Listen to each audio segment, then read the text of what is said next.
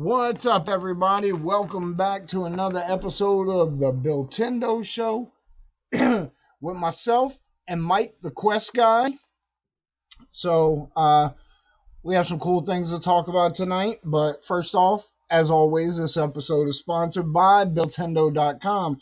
If you're looking for games, emulators, consoles, bric-a-brac, knickknacks, what have you, and whatnots, check out billtendo.com. Use the code Quest64 to get 10% off at checkout. Do we really have bric-a-brac on there? There's some bric-a-brac. That's a Wisconsin thing. That's like a chocolate candy mix, nuts and bolts. What? No.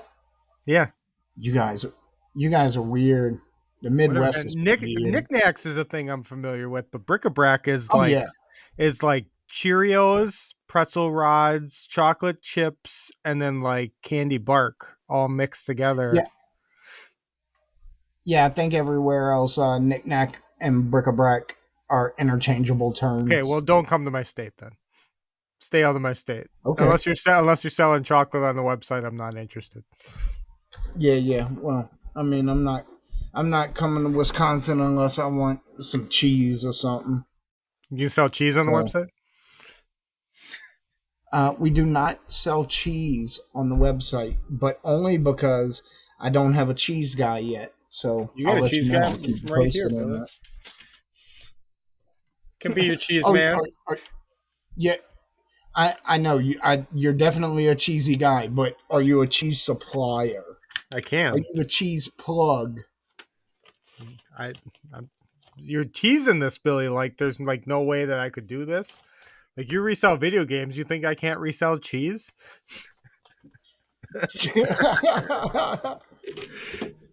We're reselling cheese now. Well, it's still Mike sealed. It's like man. new cheese. What's going to be the name of your cheese resale business? No, just do it on your new website. I don't need my own business. You could take a percentage. Cheese and crackers. Don't worry about it, man. Cheese and crackers. The reason I say that is because my mother is she's a little old Catholic lady, you know, by nature. So she doesn't curse. I think I've mentioned this before. She uses substitutions for curse words. My mother does not say the word shit. She says all poop, which I don't even think that's any kind of word, but instead, like, she freaks out obviously because she was raised Catholic. If you say Jesus Christ, she's all like that old Catholic standard. Call somebody's name you know better, and I'm like, he's supposed to be my best friend, but when instead of saying that, she says cheese and crackers. So that's almost worse than taking the Lord's name in vain in my state, Billy. Just saying cheese out of context, that's terrible around here. We don't talk about cheese like that. Is it?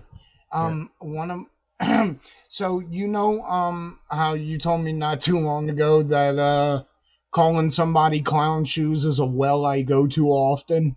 Yes. Yes. Well, the well I go to too frequently for my wife. It's a term I've been calling people for years. I don't think I've ever heard anybody else use it, and she absolutely hates it. She says it's the worst thing I say is if somebody irritates me or something irritates me, I call it cheese dick. Yep.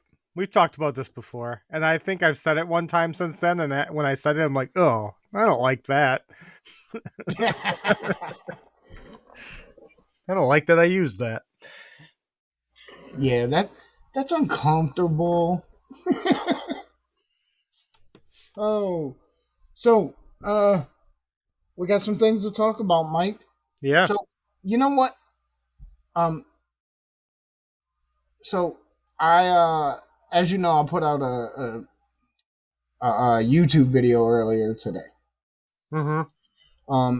And that YouTube video was someone bought $415 Super Nintendo loose cartridge from DK Oldies, and that's what they paid, right? I forgot to look at the thing, but is that what they paid, or is yes. that the value? Okay. No, that's what they paid, Okay. $415. And when they got it, when it got delivered, they popped it in their little handheld Superboy, and it was not Pocky and Rocky. It was a Pocky and Rocky shell with Populous in the case. Now, let's not downplay Populous. It was the first real God simulator. It was a good game after Katrina. It was the first SNES game I bought when I started rebuilding the collection, but that's about a $5 game. So um, the guy popped up on Reddit with it, and being that I'm friends with you, obviously I made the video, and I used the word allegedly a few times because I'm friends with you, and I know the rules of conduct here. Like, we have to fact check. We have to look into things. We don't just run with it. Even though I did kind of just run with that one, but I did use allegedly, blah blah blah. So I actually spoke to the guy because the person had also uh, written on my TikTok about it right about the same time they posted on Reddit about it. Okay, before you go any So further, let's just I think we missed a couple key details here. So they bought Pocky and Rocky 2 from DK Oldies yes, at a discount because yes, anytime you have a high end game, they mark it like $8.99, then they put a red dash through it, and then they put it at whatever the price that they want to sell it at is because it has any sort of cosmetic flaws or yada yada yada. So Pocky and Rocky 2 is about a $450 game ish, 450, something yes, like that on a normal day. So they got it at about what you would get it on eBay, but from DK Oldies. So that I don't think we yes, listed what game it was and what the price brackets were. So now they have an expensive game at home from DK Oldies with the wrong board in it. yes. So when they Okay. put it in the console, it's actually a different game. Yes. Yes. And to be fair, I've noticed DK Oldies. I'm not a fan, you know that, but credit where credit's due. Their prices have come down since all the controversy started with them months ago before they disappeared. But since they've poked their heads back up out the sand, their prices have gone down. So 415 is what I found on their website for it, and for just a loose cartridge. So I spoke to the person. I asked them a couple follow up questions, and I'm waiting to hear back on that. But they did confirm with me their order number, so I do know that that the transaction is a legitimate transaction.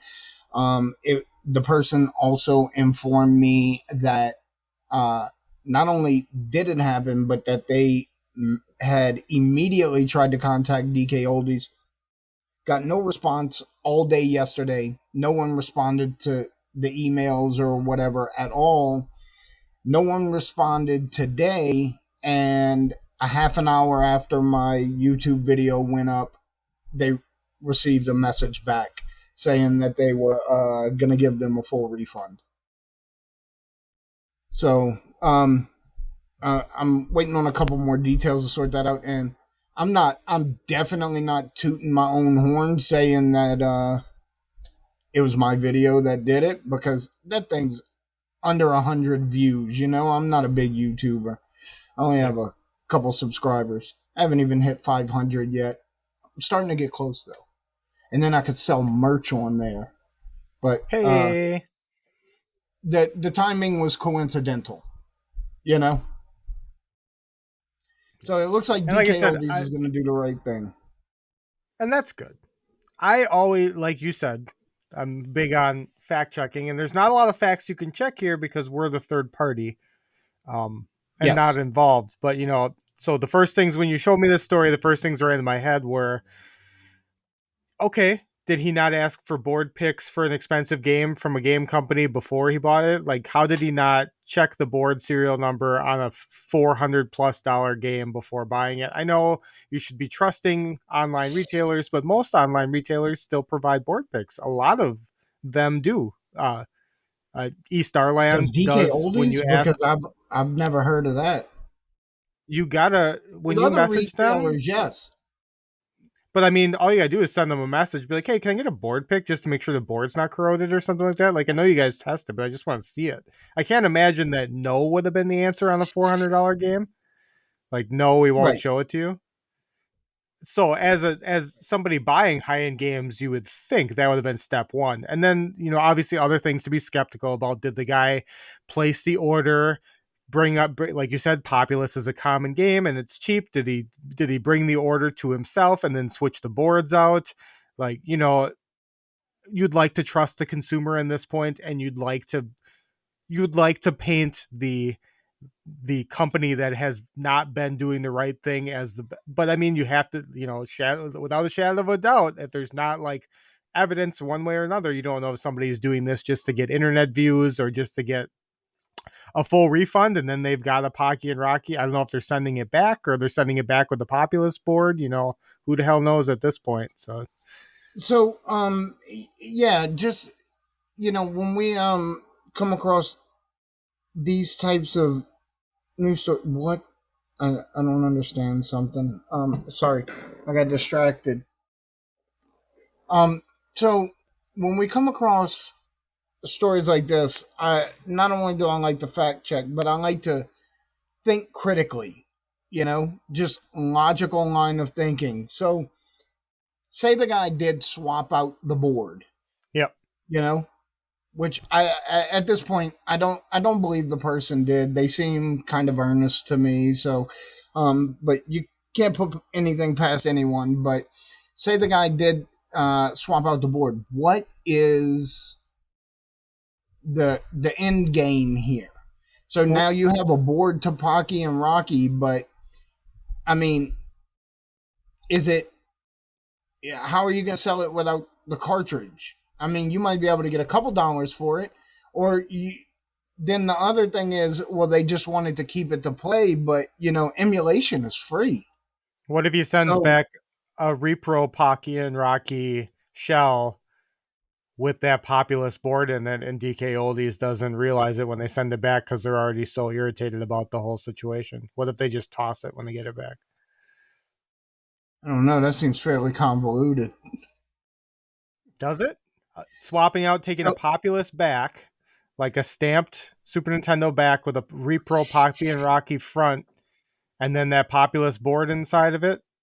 Guy walks away with the correct front to the Pocky and Rocky plus the board. That doesn't seem too far fetched to me.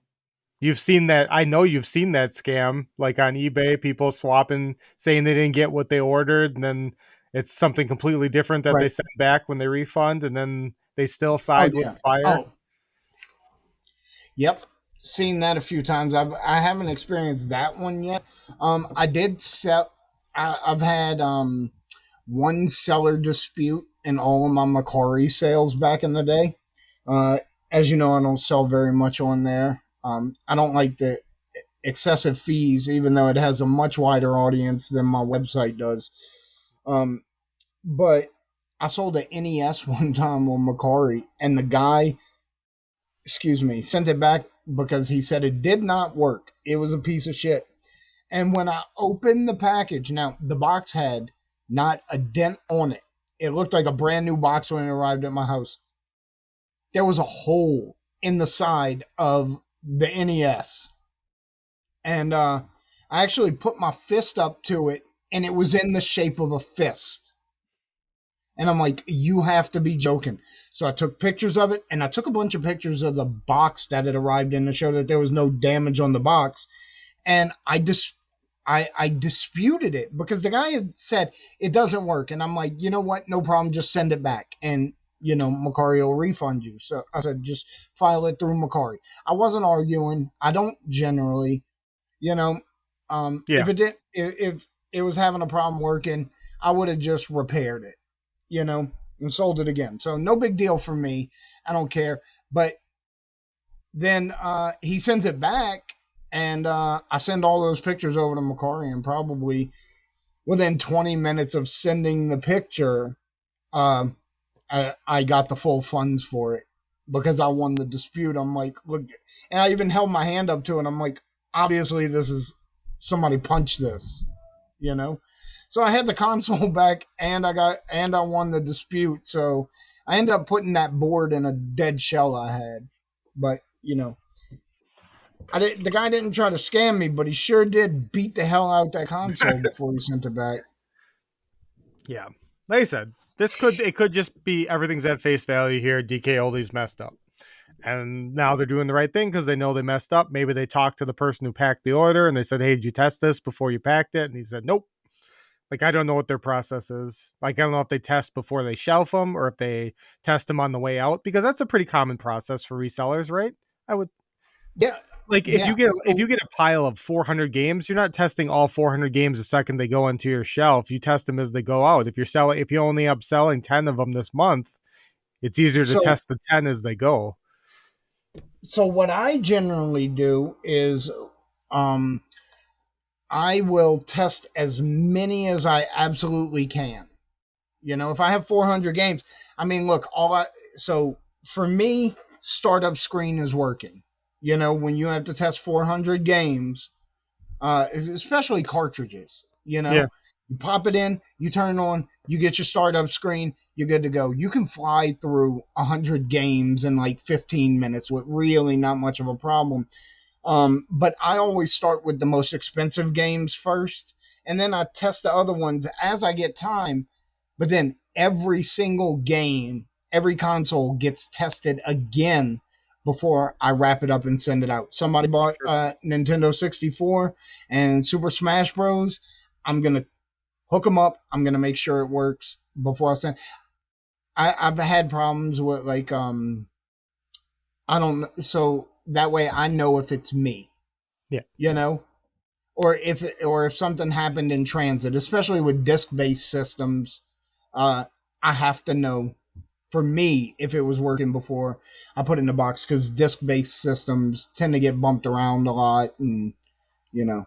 yeah. And that's kind of what I was getting at. If they're just testing the startup screen, they pop that game in. Somebody who doesn't know Super Nintendo games really well, just in their reclaim department or their inventory department, pops it in. They get a startup screen. They don't wait till they see Populous. You know what I mean? Did they pay for that? Right. You know what I mean? What if they bought that game from somebody and paid them a significant? I don't know if they pay $100 for it, $200, and then Doubt and it, then they man. never, you know what I mean? And then they bought it as Pocky and Rocky, threw it on the shelf, and it sat there for 4 months because nobody's buying that from DK Oldies, and they just there's a Yeah, lot of that plausible denial in there. right, right. So that also makes me think, man, let's just look at this from the other side, from a gamer standpoint. From we know a lot of gamers, and we don't. I mean, between the two of us, Mike, I doubt we know anybody that's buying high end games from DK Oldies. You Yeah, know, it's there are things from there that are cheaper. So DK Oldies prices their NFRs really low, especially Nintendo 64 ones. Why? Because they don't care. They it's just another game. They put them all at about $150. I've seen lots of NFR games go cheap from DK Oldies. They only get them one or two at a time, and it's usually on accident. I imagine they buy a huge collection or a big lot of stuff, and they right. get one, and they just want it gone because most people don't care about those. So there's things like that. But yeah, I don't think that's what they're known for. That's just it's just a loophole that people have found. If you can keep the all the not for resales on your wish list and all of the high ends on your wish list, you might get a good deal from them. And this guy probably thought he was getting a good deal. So Who was it? Some guy. This was early in the year, around January or so, when DK Oldies was catching all that heat. What was that? January, March, yeah, something somewhere like up in that. there.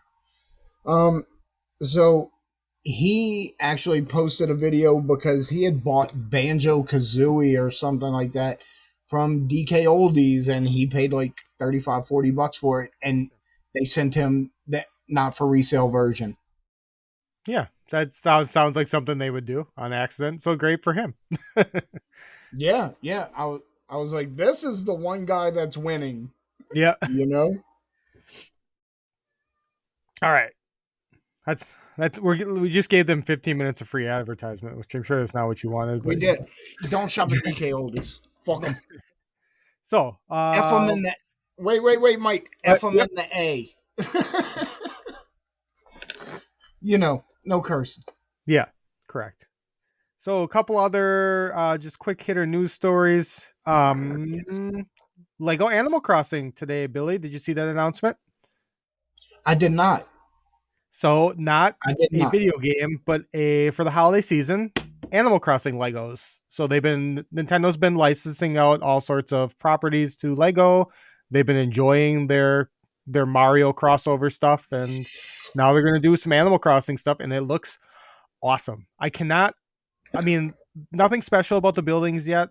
People I don't think are gonna ooh and ah about really normal looking like houses, but the implication that we're gonna get like 400 different minifigurines with everybody, because you know how the market is. Well, you know how it is on everybody's got their six people that they love having in their towns, and they've liked them since the DS days or the GameCube days, and so you go on Animal Crossing boards and people like will trade people in their town. All you gotta do is get them irritated enough to pack their bags, pack their boxes, and then somebody come visits your town and talks to them, and then you all of a sudden have the person you want. But now you could have the Lego versions of the people that you want, and that seems like it's going to be a reseller's paradise if if anything, because I guarantee they won't all be coming in boxes. They'll be in those little Lego blind packs or whatever, so people will be hunting all Mhm. sorts of special Animal Crossing characters this holiday season.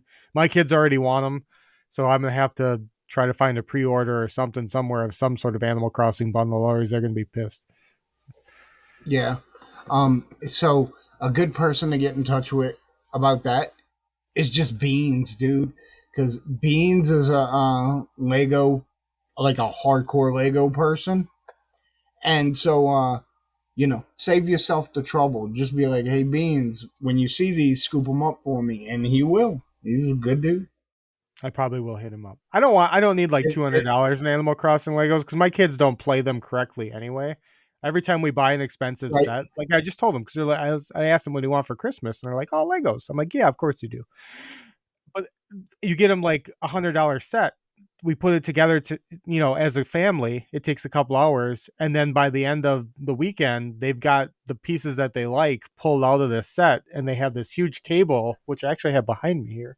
You can't see it, but they each a have their Lego own table. side. Yeah, they each have their own side on the table and a chair, and they each have their like area on that, and they pull all their favorite things and they put them on there, and they never go back to the sets ever again. And that's what's going to happen. So Right, right. so you get them those mid-price Yeah, sets with the cool minifigs and the special pieces without buying the huge build them thing, because I know they're just going to tear it apart anyway. So.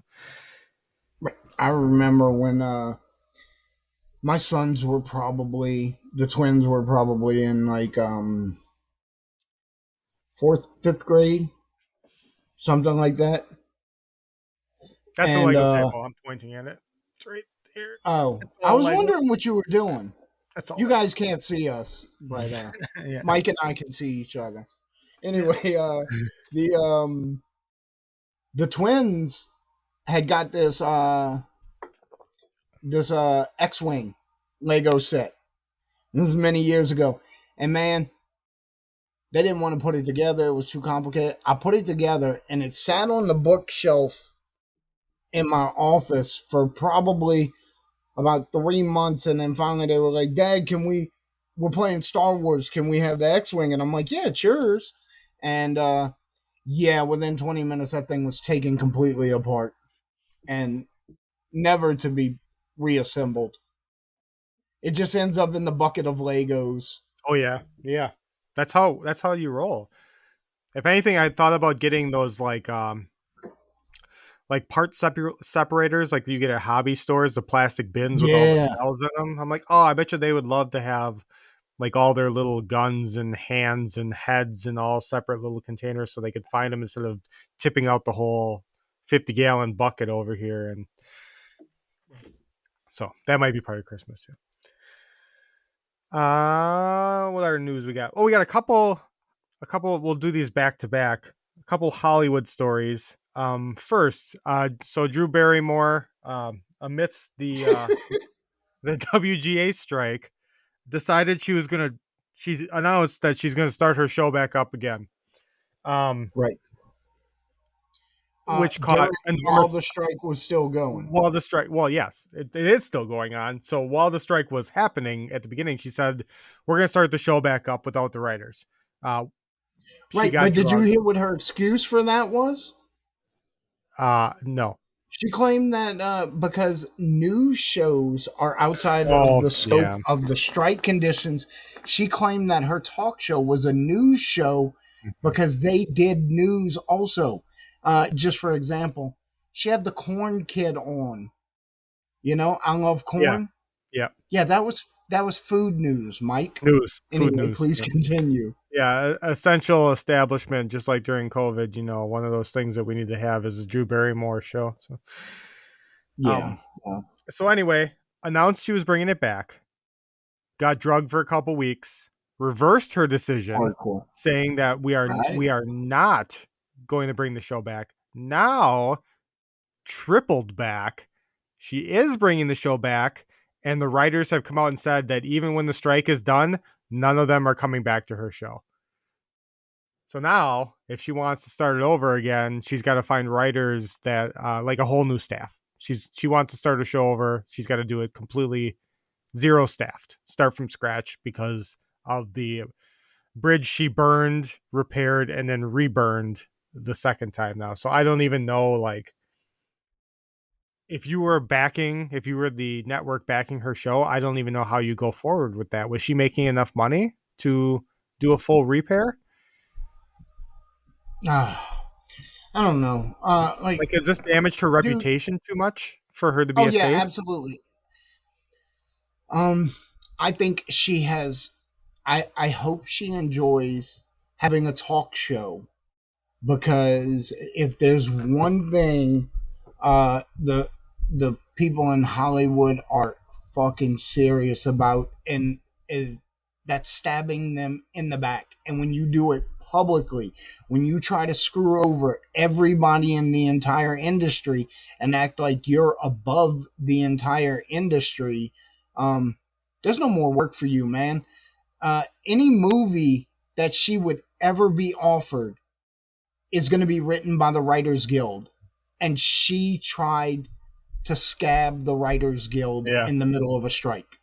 Um, so I think as far as her movie career or even television career, if it's not irreparably damaged, it's going to be damaged for a very, very long time. Um, I don't think she walks away from this unscathed because even her apology video also.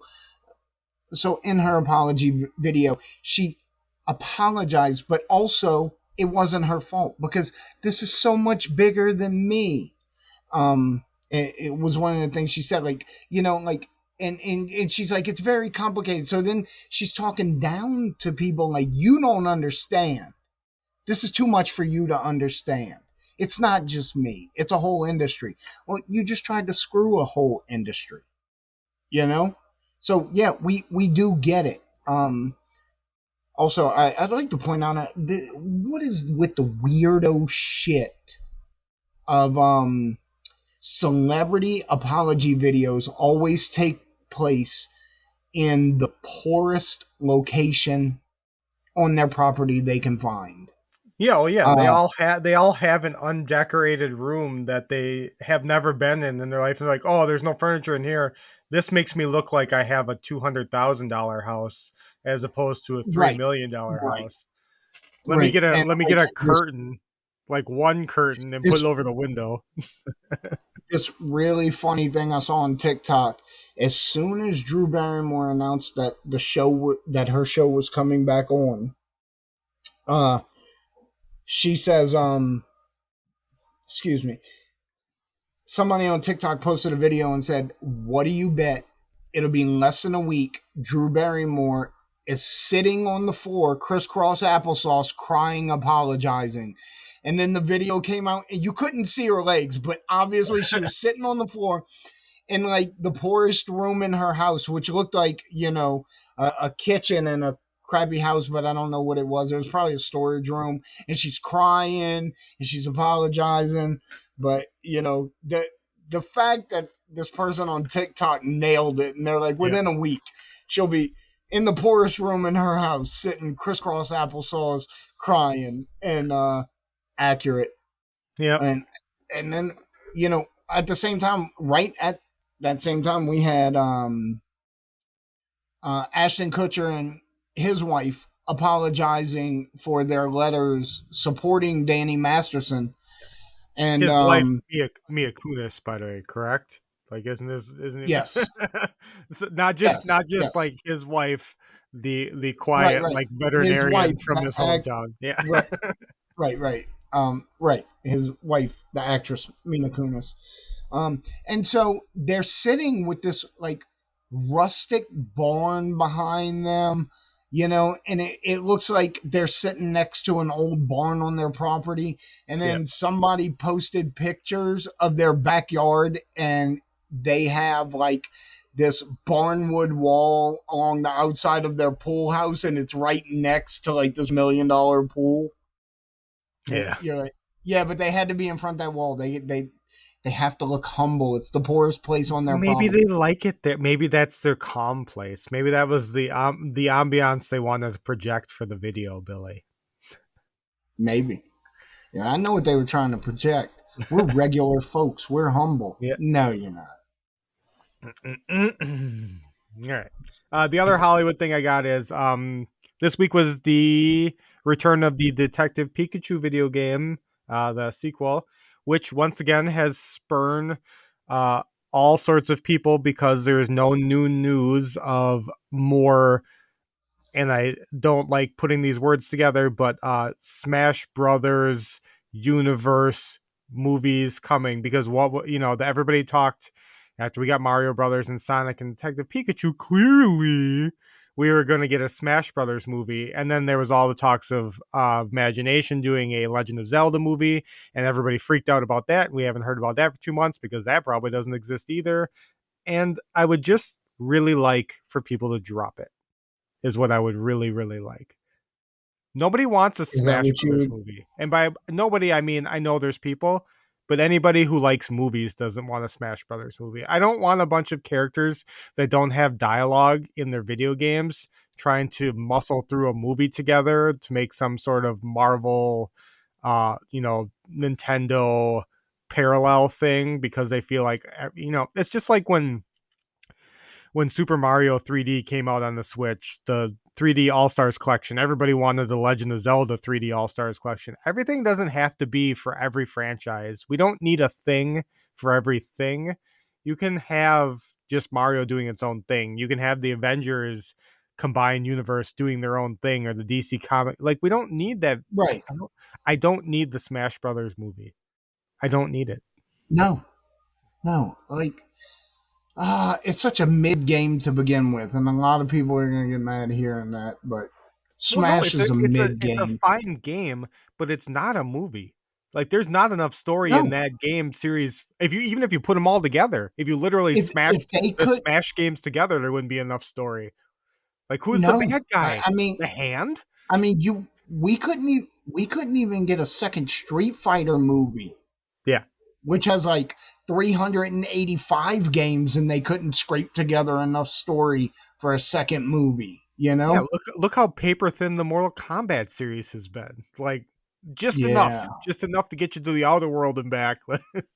The only the the only remotely good uh the only remotely good Mortal Kombat movie was the first one with It's not Christopher that Lambert as Raiden, I didn't hate wasn't he? really any of them. Yeah, he was in the first one. But I just didn't they're all fine to me, but they don't it's not something I'm like pining for like, "Oh my god, we got to get Yeah. a, and what's the combination game, the DC fighting game starts with an I, Oh, Injustice." Injustice. See, like why are people like not free? Why are we not getting an Injustice game? Why Okay, are we so getting a Marvel vs. okay, well, Capcom game? Like, all right. So, Mike, to be fair, Injustice is a different level. And the reason for that, even though it is just the Mortal Kombat fight engine with fucking DC characters. To be fair, they had an entire 35-40 issue comic series based on the game. So there is actually story there. I read it. It was pretty good. Yeah, but what I'm saying is, if people really wanted the Smash movie, it's not like they couldn't. Like, there's enough. Right. There's. It's not much, but there's enough there to make it. That doesn't make it a good movie. It doesn't make it a premise for Right. a good movie, and it won't necessarily make a good movie. Even if it makes money, that doesn't mean it's a good movie. Like, So yeah, I'm with you. I don't see the reason we need a Smash movie, but if you wanted to take almost any of those characters and give them their own movie, I would be cool with that. You know, almost, almost, I'm except not the Ice Climbers. not interested in the Legend of Zelda movie. I'm just not. Shut up. Shut your mouth. I'm not. I'm not interested in it. It's not. It's not that the universe is bad or it doesn't deserve a movie or even like like a Netflix series or something like that. It's just you get enough in the games. Every game packs a movie's worth of lore in it, and it doesn't need a separate entity movie. Like, you get that when you buy the game. Why do you want to go sit through a game you're not playing? It's like sitting through a Telltale game. Like, every Legend of Zelda game Oh, has enough lore to be a movie, an interactive movie. You don't need a sit through movie of Legend of Zelda, especially with the main character not talking. yeah. Well, that's for a reason, man. He's selectively mute. Anyway, we should definitely do an episode just about video game movies, especially because, why not? But it'll give me a chance to talk about Final Fantasy: The Spirits Within, Yeah, save it. which which I actually enjoyed, I and I also know like. people hate that No, I movie. liked it too. Yeah. Yeah.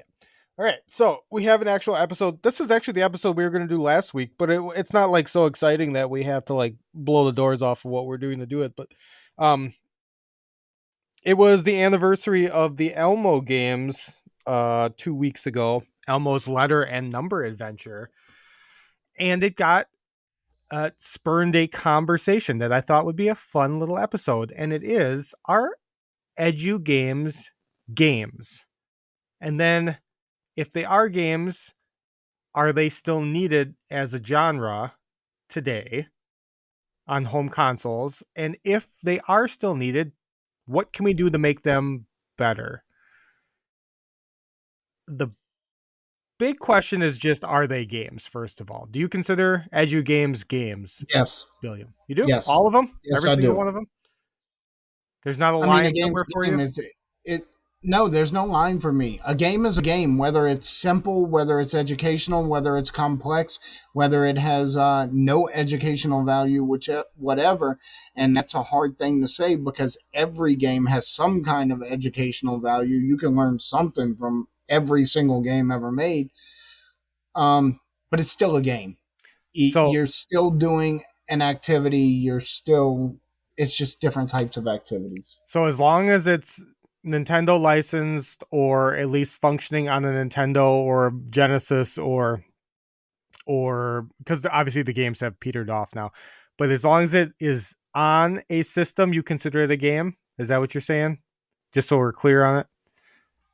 Um, yeah, I've seen I don't know if I've ever seen an educational game that I would say this is not a game. You know, it could even be text based. A game is a game. Okay, what about the King James Bible Game Boy, which is just you reading the Bible on your Game Boy? That's not a game. It's not. You It's just told not me that it's a game. It's a activity. King James Bible, the game. It's literally is what No, the I fucking don't title define. is. Yeah, but that's not a game. You're That's right. reading. It's Correct. You just that's said if it's reading. text based, that it's still a game. Yeah, yeah. But when I say text based, I'm talking about like a text based style game, like That's what this is. uh, like a like the original Ultima. You know, that's a text based game. Yep. If you're just reading something, if it's just a book on a Game Boy cartridge, that's not a game. Game Boy. Yes, correct. Game Boy. So, No, I don't think I'm drawing a line in the sand of what's a game and what's not. If you can't play it, if it has no playability at all, then it's not a game. What If it's about if just it's reading, just it's a just reading. just a trivia edu game with no other gameplay elements other than answering trivia questions? Is that a game? Yes, that's a game. Because there's Yes, on the NES, there's Geography Quiz Europe, which is just a map, and then they give you a country and you point at it. That's the entire game. nice, nice. That's I'll a play game to that. you? Like that's a game though. Pointing at Uh, a map is a yeah, game? I would fucking nail it. You Yeah, wouldn't, but I would. Mike, you can see me right now. Look at the way I point. do you want to I feel like we Fucking could killer. I'm a great play pointer. online competitive Geography Quiz Europe and we I would probably bury you. You probably would. You're from Minnesota, so you're extra white. I'm not Those from Minnesota. get me on those. I mean, Wisconsin, whatever. Like they're different, dude. Whatever. Don't You'd ever say probably that to bury anybody me from either of those two states. in the white European countries. You would probably bury me because Wisconsin and Minnesota are both very white. I don't know how else to say it. Y'all pale, bro. I mean, yeah, you're not wrong, but that's not where my roots lie, Billy. So, Yeah, I mean, look, you might get me on Europe, but I'm yep. gonna bust your ass on the Middle East. All right. World trivia. So there are. I do agree with you at some point. So when we were kids, or not even kids, but younger in your case, there was tons of traditional non-video video games that were to get kids interested in education and learning. Um, Available in the '90s that are just the whole thing is kind of being phased out now, not because of sales or anything like that. It's just that there's other means to playing them. A lot more kids, if they're going to play that style of game, parents would rather get them for free. So phones, tablets, home PCs, Nickelodeon.com, any of that stuff. There's educational games for kids that are free. So you don't have to pay for a $50 cartridge for, Geography Quiz Europe or the King James Bible on your Game Boy, because all that stuff is Right. is free and available on digital devices without the pay. So as a means to an end, we've ended up in a better place. We've edu games are still around, but they're not on home consoles. Um, Yeah. but all right. The problem that led up to that though is that programmers couldn't make up their mind. Like we're talking about with the Bible game and that stuff. They couldn't seem to make Right. up their mind in most cases between what they think is educational and what is a game. And then they decided that educational games couldn't be fun, and then and then that kind of railroaded the whole industry and made it go in a different direction. Um Wait, so then when did they decide educational games couldn't be fun? when did you stop seeing educational games? Um, it's a good question. Say about Xbox, PS2, early Xbox 360, PS3, they were all gone. Yeah, yeah, That's because we yeah, early that's when they decided that late '90s, early 2000s. that research and They were development into programming and developing games that were educational were not going to see the return on investment, no matter how cheap they printed them, because at that point the home PC and smartphones were so in everybody's hands that there was just no way they were going to get their money back. So then, if they were going to make educational games, they didn't have to be fun anymore. On Nintendo's, there was good educational games. Don't get me wrong, there are good, there are fantastic educational games. but they had, like you said, the combination was they had to be smart, they had to be um they couldn't not function, so they had to be well developed and produced, and they had to be educational, and that combination was a lot harder to hit. All those things. Right. And as other outlets became available for those, they just went away from the video game thing. So we can talk. We'll backtrack. We're dumping on educational games a lot here. Let's go back to some games that we did like that were not, Mario is missing or whatever you want to. Um, Obviously, the first thing I'm gonna mention is what I pointed out to you earlier. I unintentionally actually wore my Oregon Trail shirt to this episode. Yeah. Uh, everybody, everyone has played Oregon Trail. That was like most people's first educational game. And you know what? Oregon Trail was actually fun. It was challenging. Uh, it was the choose your own adventure of uh, video games. You know what I mean? Like, yeah, Ultima had that kind of stuff, but at the same time, this was an educational game that was still fun, where your choices mattered. Correct. And You it know? taught, and it's like you said, we were free to play it, which actually made it better because if you could play a game when you were in the classroom, that was the best part of your day. But I mean, teachers were okay with it because it had critical thinking, it had budgeting, it had, inventory management, which I guess is also kind of critical thinking. But all that stuff is important. And you get that from, classroom stuff, but to get it from a game that was engaging was very important for especially that era of PC previous to the internet. So just before internet era PC, same thing, games had to be full. You couldn't get downloads, stuff like that. So Oregon Trail being full, developed, and complete, and hitting all those little ticks, um, really helped that era of PC gaming as well. Get PCs into classrooms, which is what made educational gaming important. Because it could have Yeah, just been, word processing programs and Math Blaster and stuff like that. But we got some pretty cool games too, because that's what was needed in the schools. So, I agree. I agree. 100%.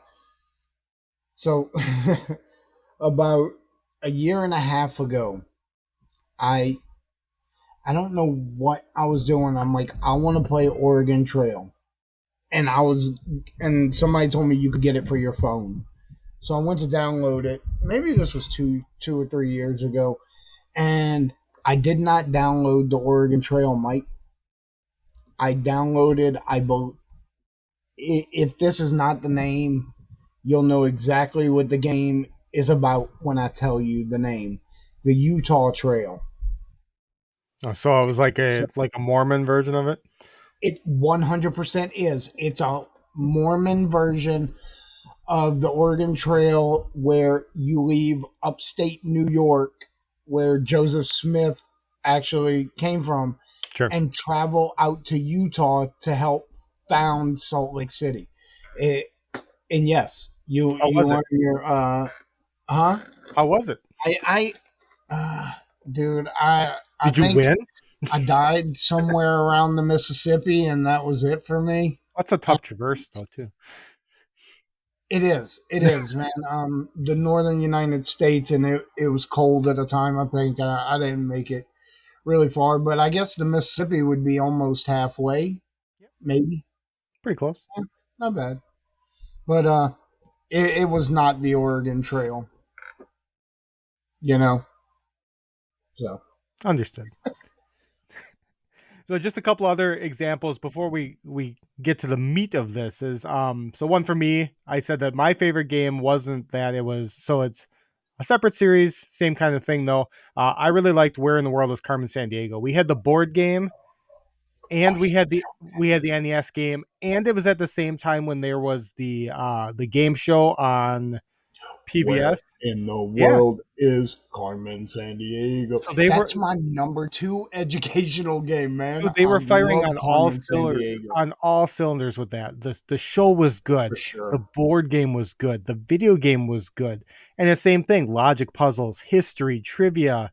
Those things can be fun Yep. if they're wrapped up in a game correctly. And that was a big one for me because it was one of the few board games that my mom would never say no to playing because she knew that one, it was fast. You could beat even with getting questions wrong, it was like 20 minutes. So it wasn't a game of, Right. Monopoly or something like that we were going to spend all night fighting about or something like that. So it was fast. And then, obviously educational. So I do miss Carmen Sandiego. I wish there was more Carmen Sandiego stuff today. I think I our kids would agree. like that. I think they would too, man. I talked about that not too long ago. I made some like Carmen Sandiego reference around my kids, and they didn't know what the fuck I was talking about. I mean, they're in their 20s and they were clueless. And I'm like, man, we had Where in the World is Carmen Sandiego? We had Where in Time is Carmen Yeah. Sandiego? Even just US and stuff like that. Like that. I think the board game was Where in the United States is Carmen Sandiego that we had. Yeah, but man, I will never not be able to hear the song from the show in my head. Yeah, it's a good I one. was probably I was probably like 16 years old or so when that show was popping, So, and I was 16 and I was still watching Because Where it in the was World good. is Carmen Right? Sandiego. There's something to say about production value and stuff. Yeah. So and You there's remember other that? terrible examples for bad games. A couple are another good one. So there it can be as simple as typing. So I played Typing of the Dead and I didn't hate it when I had it on Dreamcast.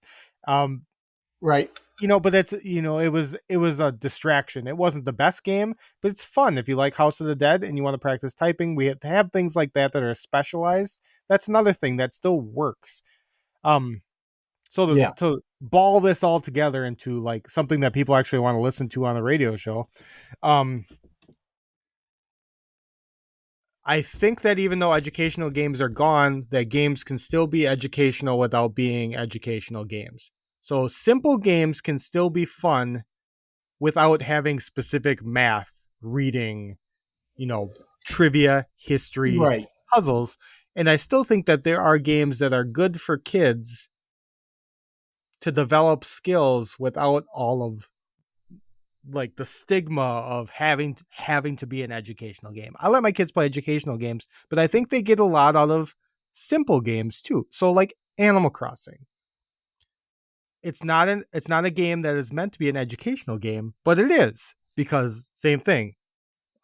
Inventory management, budgeting. You're supposed to be budgeting to pay for your house. You also have to think about things that you want to put in your house. You have to be worried about like relationships with neighbors and stuff like that, and time of day, budgeting your time, all of that stuff. All that goes into Animal Crossing without it being too serious. So kids don't think that they're playing something educational; they're just playing. So and I even games like something as simple as the original Excite Bike on the NES, that was geometry, physics, multitasking. So I think that in the video game world, we push too hard for things to be educational. And now if you just take one or two steps back, there's plenty of games now that are still educational. They're just not they're not, Elmo's letter number adventure. They're not forcing you to play a fundamentally broken video game to learn something. You can learn something without having to play through a really hastily developed game. Mike. Mike. So I like to Google stuff while we're talking. And I know you could see my face just now. Carmen Sandiego is still around, dude. Like in what capacity? Where on Google Earth is Carmen Sandiego? Well, that's fun. So is it Yes. hints? Like where they give you like Yes. trivia hints and stuff? Yes. And Nice. yes, and you can play it at any time. You can also get it on your cell phone. And it's like a geography game. Like it always was. I'm gonna have to check this out, man. Yeah, I'm already thinking about I like which can't. one of my kids will play with me. Yeah. Like which one am I gonna harvest for this now? Right. Yeah. I'm gonna have to get my wife into it Yeah. because I'm sure I can talk her into it. If not, my There's got daughter. to be some sort of competition though. It can't be. Hopefully, it's some sort of competitive play, like multiplayer. So Yeah. Well, I can definitely get my daughter to play. She's down in Louisiana, and she's 27, and she's she's begun referring to herself recently as the elder emo. That I mean, So a lot of us are that. I went through quite the phase of I had long hair for forever and painted fingernails and stuff like that. So yeah, well, dude, it's funny you say that. I had painted fingernails up until about 10 years ago, and I'm 47. oh, man, I've had So them in the last like year. So because I have kids and girls. So hell yeah, go oh yeah, ahead, paint them up. I had painted fingernails probably like 6 months ago when my granddaughter was here. She's like, Yeah. Papa, let's paint your nails, and I'm like, absolutely. Yep. Like that was in my wheelhouse. Don't make me paint your nails. Like Yeah. Yeah, we'll paint our nails and then we're going to get tattoos. Let's go, Ivy. yeah. And we're gonna go to Hot Topic and we're gonna pick out shirts. Yeah. How do you I know you're 5, but how do you feel about black craft clothing? which is which is Abercrombie and Fitch for goths. Yeah. Well, Abercrombie and Fit isn't. No, it's Gap. Gap owns Spencer's and Hot Topic, but doesn't. What's the other one? Frick. I don't know. Spencer's and Hot Top. Yeah, Gap owns Spencer's. They're all Zoomies? the same parent company. They could no. PacSun is also a Hot Topic Oh, sponsor. PacSun.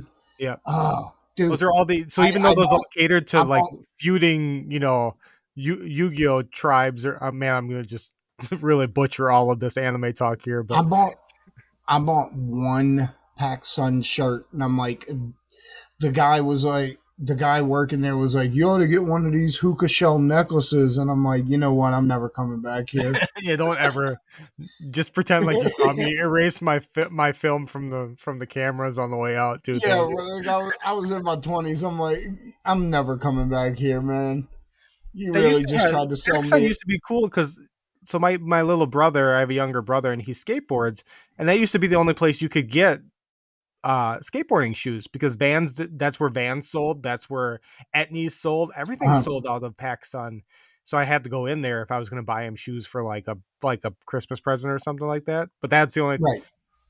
it's just like walking into a Hollister or something when that's not your environment. You're like, oh wow, all right, Oh, I this is too much dude. for me. This is too much So stimulation. So, when I, when I first, it's funny you say that. When I first moved to New York about 8 years ago, my wife's like, it was right before Christmas time, and she's like, we're gonna go shopping. We're gonna go to the mall, and I'm like, I don't want to do that, and she's like, shut up and let's go. And so I went, and she wanted to go buy some clothes for her son, and that was the first and only time I ever went in a Hollister's, and I hated it. I said, why is it so loud and so dark in here? And why are there so many fucking trees? Like, there's plants everywhere. Why do I feel like I'm foraging for clothes in the jungle at midnight? Like, it is insane how that was a functioning business model.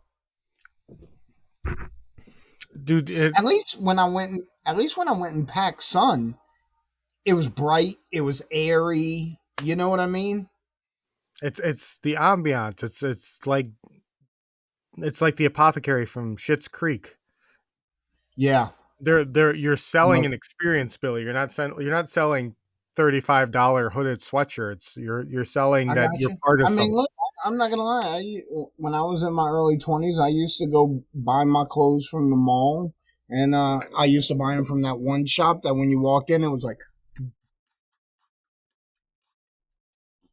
you know what I mean, like the loud techno music. Oh, see, I bought my hoodies all from American Eagle, but it was only because they always had the like buy one get one $20 hoodie deals and stuff like that. Yeah, you look like a dude that shopped at American Eagle. Thank you. As I can only imagine that that's some sort of model-esque compliment to my striking features that you have to look at. Yeah, that's it.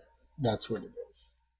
So yes, I'm sorry, I didn't mean to derail us so no, hard. that's right because we're we're like at the time limit anyway. So you just took educational gaming and took it all the way into the mall for the last 15 minutes because Uh, it is what it is, man. I like malls. I like sad malls, Mike. They're my favorite, yep, actually. My two favorites are sad malls and dirt malls. So, for people listening, this is how you categorize a mall. Does a mall have all of its anchor stores? Does it have its Macy's, its J.C. Penney's, its Dillard's, whatever? Then that's a regular Dillard's. mall. Dillard's. So when they start losing some of those anchor stores, Sears, they start moving out. Um, then their smaller stores move out too. So then they start getting the really sketchy guys who only had kiosk in the middle now. Now they actually have store space and they start selling really sketchy shit and secondhand stuff. Although not always heavy on the secondhand, but it's weird shit, you know?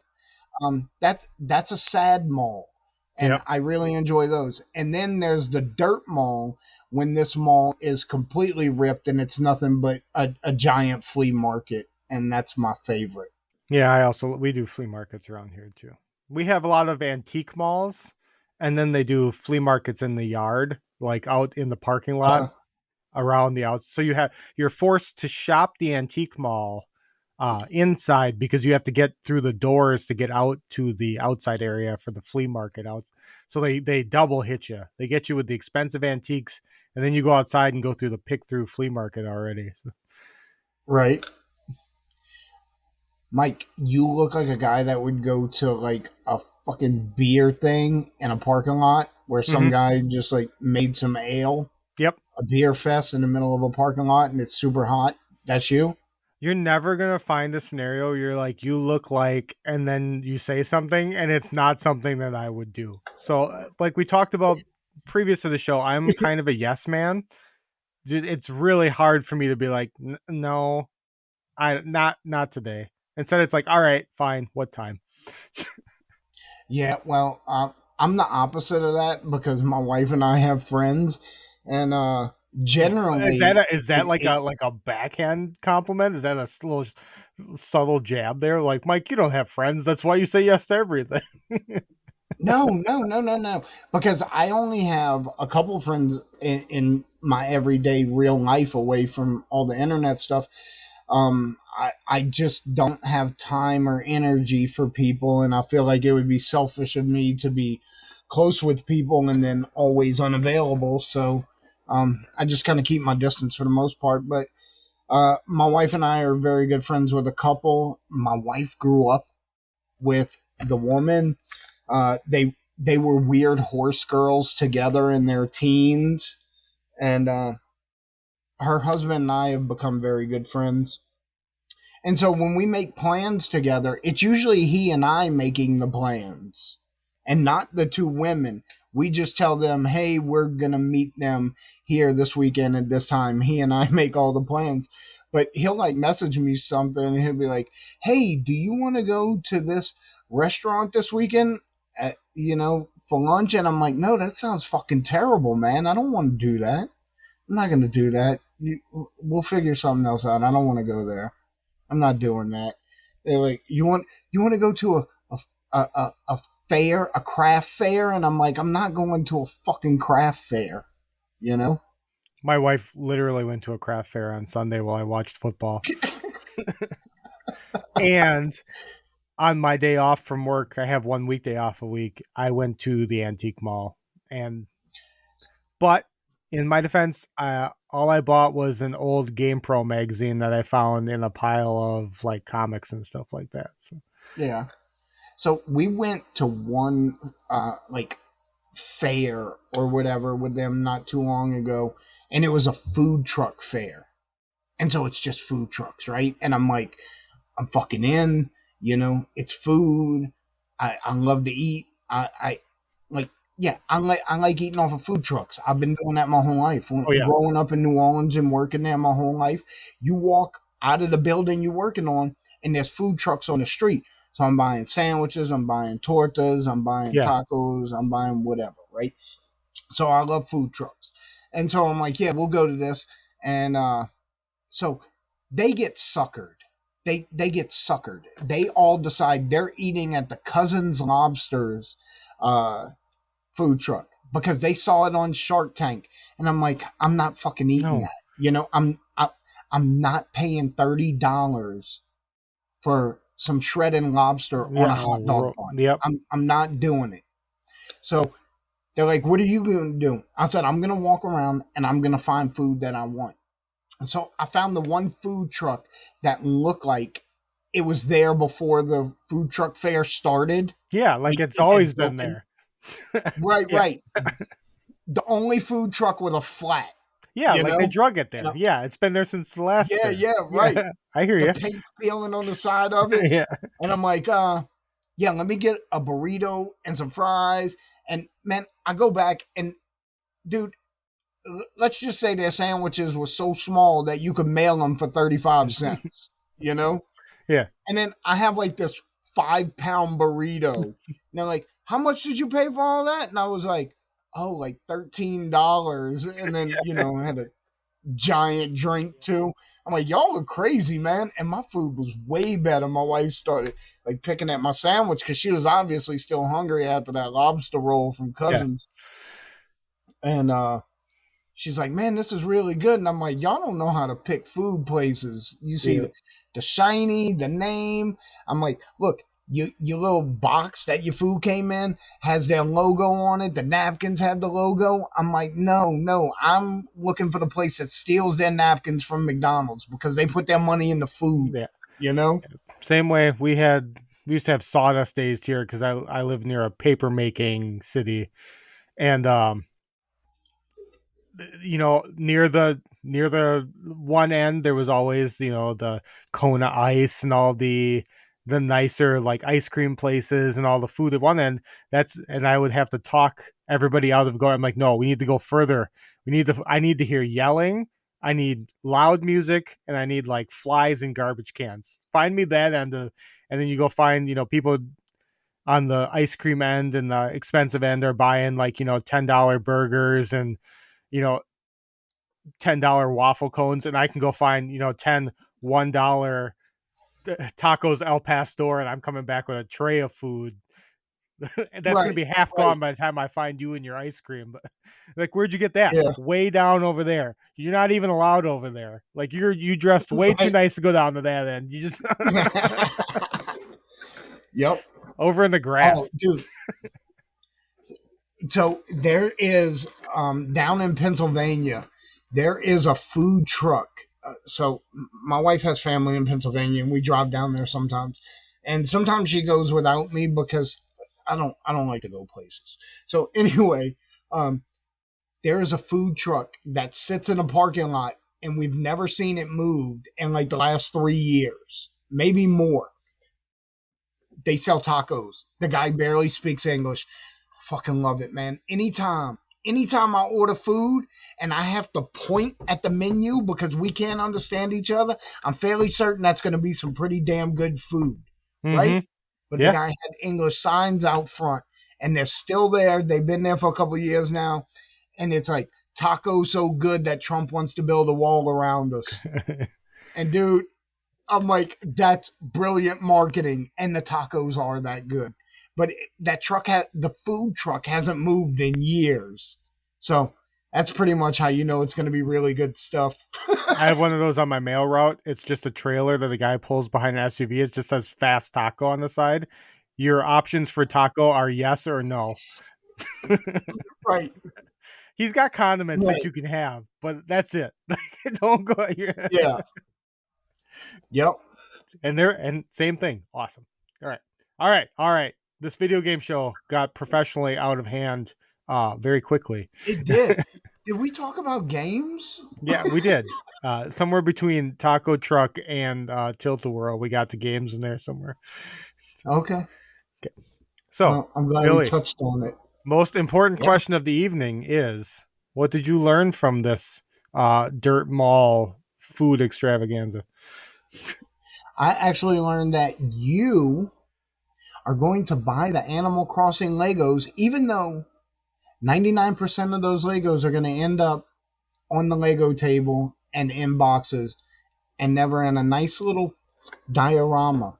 I'll send you one picture of it built before Hurricane Mike's little children completely Fair dismantle it. enough. So I So, what did learned, you learn today? mine's special. Uh, I learned that Dallas would prefer, as opposed to you saying cheese dick, that maybe you moved off it to like uh, mozzarella log or cheese stick deep fried snack. That maybe we can class it up a little bit here. We can church it up. Yep. Or maybe we could even thinking further into your story, maybe you could dirty up lobster roll. Oh, that's true. I could, man. So check this out. Tell me if this dirties up lobster roll. Hey, let me see that lobster roll. Yeah, see? She's gonna hate it. Yeah. But I dealt with this guy today. What a freaking lobster roll he was. Yeah, that guy was straight lobster roll. It was Yeah. terrible. Yeah. All All right, Mike. right. Billy, hit him with the billtendo stuff one more time though. billtendo.com. Buy some stuff. Use the code Quest64 for 10% off at checkout. I would appreciate that too, Bye because bye, every time you use that coupon code, Billy gives me one silver star, and if I get 50 silver stars, I get a gold star, and if I get 50 gold stars, I get one merit, and I have yet to figure out what those are good for. Dude, once you get 50 merits, Yeah, yeah, we'll talk about it then. Billy bucks. Yeah, Billy Bucks. All right, All Billy. right, Mike. Enjoy your evening, sir, and I will Later. see you next week. Yes, sir.